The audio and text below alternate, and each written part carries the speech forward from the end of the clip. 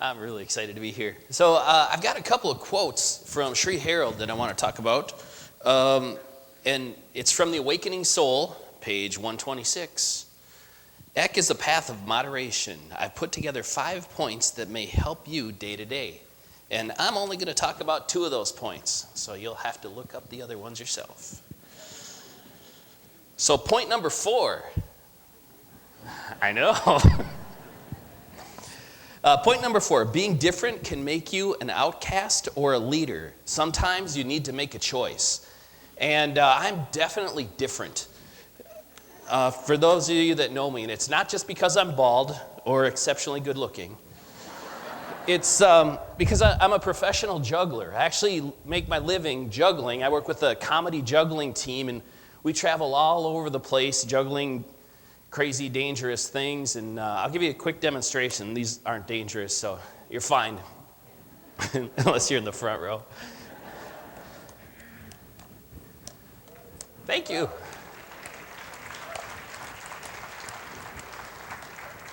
So this is one of the things that makes me different, among others. Another one is that I'm an ECKANKAR, which is not a common thing.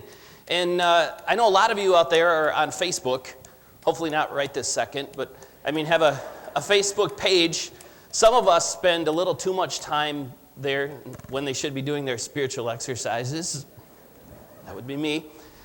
But on Facebook, we have a profile for those of you that aren't familiar. It's kind of like your own little web page.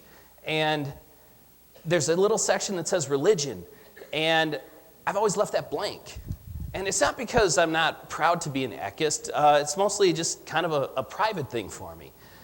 And so I use Facebook to promote my juggling team and stuff like that. So it's more of a public thing. And so there's a couple of reasons that I didn't put ECKANKAR as my religion. And then recently, ECKANKAR has its own Facebook page, so I liked it, and I think that's really cool because there's all these great quotes that come up.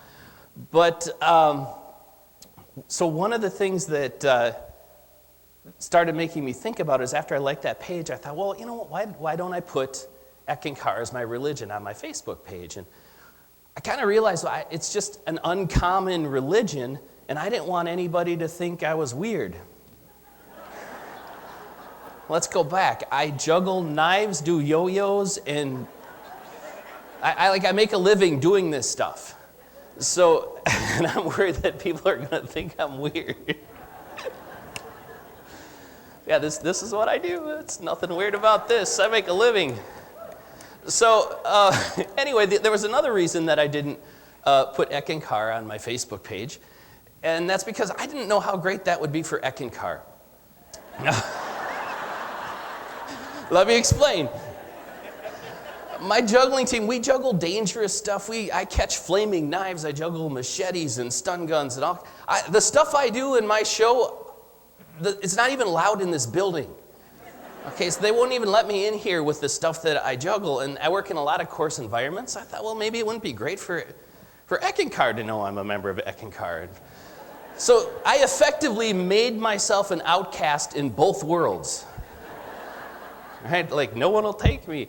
So, but as the quote said, sometimes you need to make a choice. Do you want to be a leader or an outcast? And I said, I really do want to be a leader. And I did change my ECKANKAR Facebook page, or my Facebook page to say that I'm a member of ECKANKAR. And thank you. And I also learned to talk about it a lot more and just be proud of what I believe in and what I've learned as an ECKANKAR. So that brings me to and the other thing is, I could be a leader out in the world too, because people look at me and say, well, if they'll let that guy at ECKANKAR, they'll let me do it too. So in some ways, I may be an inspiration. So I want to bring you to the 5th quote, and that is